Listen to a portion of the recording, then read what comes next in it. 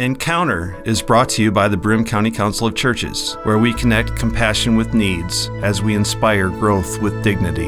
You'll find us in special places throughout the community.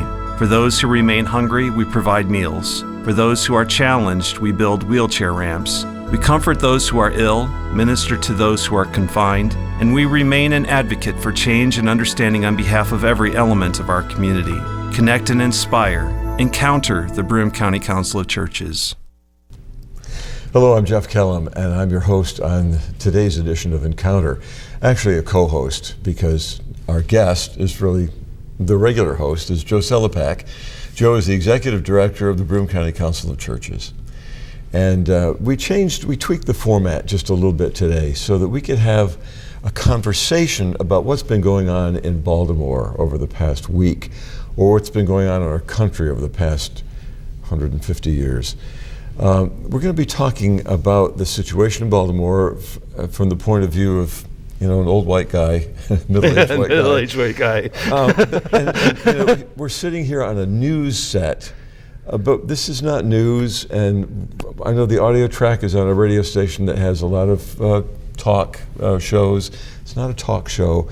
I think we're bringing what we hope is a pastoral heart to this conversation, and that's what it is, a conversation today. Sharing our own concerns and inviting you. We don't have phone lines where you can respond, but we hope at least it will spur some, maybe a different take, a different dimension to the conversation. I'd like to kind of frame it. Ordinarily we start with, tell me something about yourself. Well, let me tell you something about myself. I was born in privilege.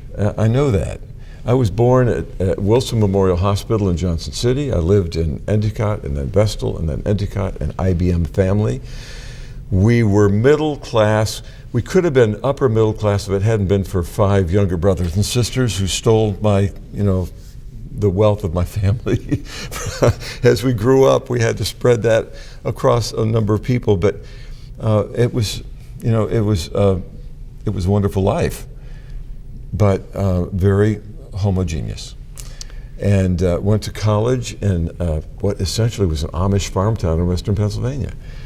And so my upbringing was quite privileged. I don't know about yours. Well, I grew up in Taylor, Michigan, which is just south of Detroit. My birth date was in 1968, so it kind of can give you a little bit of a picture of the theologian uses the word Sitzenleben, the situation in life that that I came from. My mother tells me the story of standing in line at a Montgomery ward where I'm 2 or 3 years old, and I look up at a black man and I said to him, "You're black." And my mom said that the man got so mad at me and so mad at her, he started to shake. And he said, "Of course I'm black. And I'm proud to be black." And my mom had to, kind of intervene and say, well, he's just learning the color differences. He's a young kid, and he just noticed the fact that you're black. And he says, well, you're white. Are you proud that you're white? And I said, well, I guess I am. And how old were you? I was three years old. Oh, okay. I mean, it's not like I was trying to start to do anything that would make another person feel bad about themselves. But that's the kind of situation that I grew up in. I grew up in an area of Michigan where we had both black people and white people that attended the same schools, that went to played on the same sports teams. I had black people who played baseball with me and played football with me, and we were, in a lot of ways, I understood that there was a difference, that my dad was an engineer. Their dads tended to work on the assembly line in the automotive industry. There were quite a few differences between us, and I did understand that I had privilege in relationship to them, and it would sometimes come out in, what are you doing this summer? and my family was going on vacation to the lake, and their family was staying home, and they had other things that they would do, but they never did the more expensive things that I did. So I always knew that I was a person of privilege, but I never knew the extent of that privilege until much later in my life, especially in some of the ministry opportunities that I took when I was in seminary, going into LaSalle Street Church, which was on the border between the Gold Coast of Chicago and Cabrini Green, which was one of the, at the time, was one of the housing projects, the largest housing projects in Chicago. And so I understood the vast difference at that point, the privilege between those who are living within poverty and those who are living very richly. And some of this led you into some research and your dissertation, which I want to touch on in just a moment. But it occurs to me, you were born in '68. I was 24 in 1968 in seminary and in Richmond, Virginia, where the power structure was changing from the white power establishment to more black empowerment. I remember when the Poor People's March came into Richmond. I was not there at the time. I guess I was on an internship, but I was in a fairly liberal enclave of that part of Richmond where the seminary was, and we celebrated every victory for the establishment of black leadership, whether it was a city council election or a new police chief or the mayor. Doug Wilder was the mayor for a while and then became the first African-American governor of a state in our country. So we saw that change take place, and it was fascinating to be there, to see that, but also to realize that for all the change that was taking place in the leadership, I was working in media for the church. And I have to admit that living in the white suburbs, going to a predominantly white church, I would go into the tenement areas of Richmond in order to do interviews with people. And I felt, always looking over my shoulder because I was afraid. Right. And so that, again, watching the establishment change, but still seeing changes not taking place in neighborhoods and not seeing a full integration of the society. And even today now, we're talking about 1968, now we jump this far forward. Things haven't changed much. Now, with that background between Jeff and Joe, how do we look at what's going on in the news in Baltimore over this past week? With what eyes and what heart do you watch what's happening?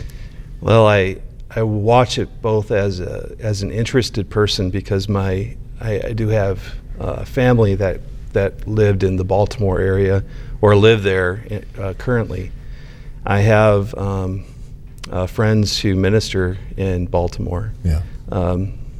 One of the International Council of Community Churches historic congregations is in Baltimore, and Marion Bascom, who was a long-term pastor of that church, was very, very much involved in the civil rights movement. I know the congregation. I know some of the folks from that congregation that live in that area, and I'm praying for them constantly because I know that a lot of the riots the violence that we see played out is not happening because of those folks. Yeah.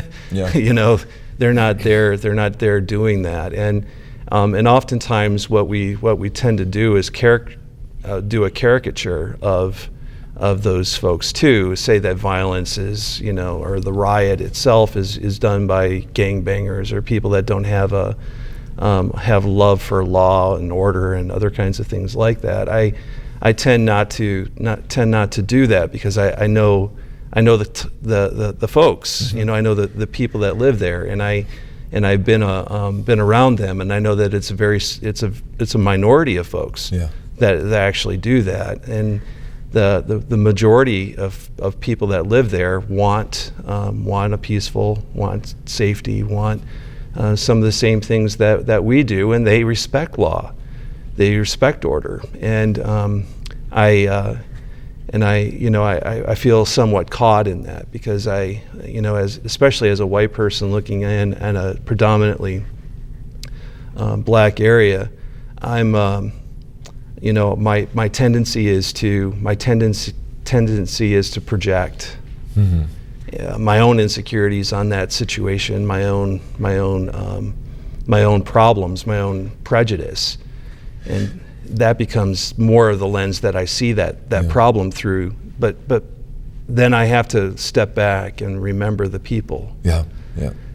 The fear is certainly at the heart of much of what's going on. The fear of being the minority person among the majority, whichever way that goes. We don't understand. I was mentioning before we went on the air about the Firehouse Theater's presentation of Rhapsody in Black, where an African-American actor told about growing up in his neighborhood and kind of helping us understand what it's like to be seen as a black man. And we don't go around thinking of what do people think of as I'm a white man. Right. And it was an eye-opening experience, even for someone who came out of Richmond during its time of integration.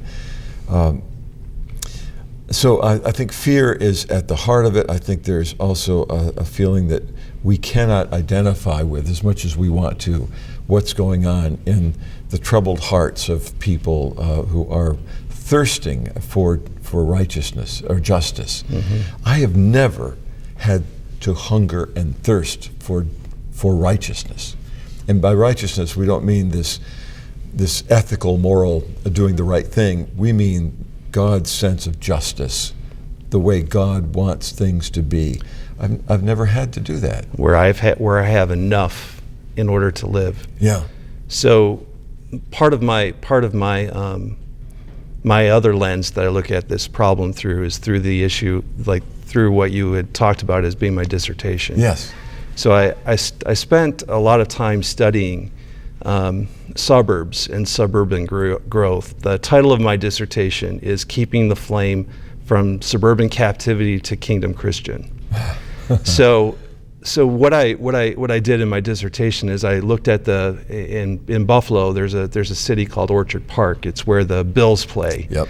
And that's where my church was. And so I asked the question, well, how did we become Orchard Park as we currently are? Because at one point in time, Orchard Park was a rural farming community. A park of orchards. It was a park of orchards, exactly. And it was a Quaker community. It was there's a number of things that were a part of Orchard Park at the time, but it slowly became and over a long period of time became a white segregated, almost segregated community, where I think the most recent census went just before I did my dissertation, had the population being 97% white, 1% black, and 2% other. So that kind of shows you the makeup of that community. And what I wanted